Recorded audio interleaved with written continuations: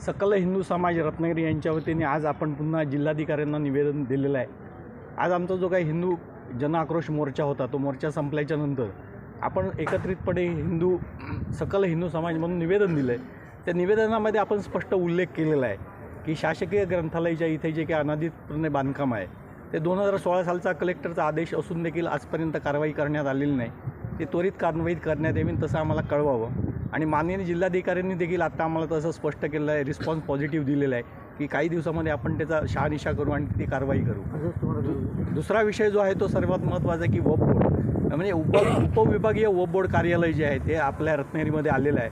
आणि खूप खेदाची गोष्ट आहे की केंद्र सरकार आणि महाराष्ट्र राज्याचे मुख्यमंत्री देखील वक्फ बोर्ड हे कायदा जो आहे तो विरोध करत कुठेतरी तो आपल्या हिताचा नाही आहे म्हणून त्याला विरोध केला जातो आहे।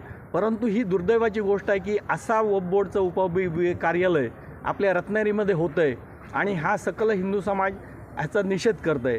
तर भविष्यात असा जर कोणी हिंदूंच्या हिताचं राजकारण करत असेल किंवा हिंदूंच्या हिताचं ह्या गोष्टी इथे व्हाव्या अशी आमची इच्छा आहे।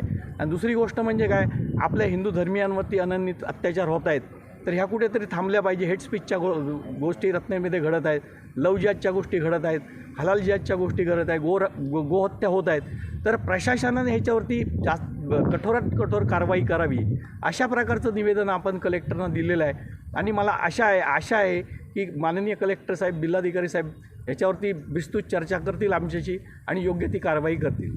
धन्यवाद।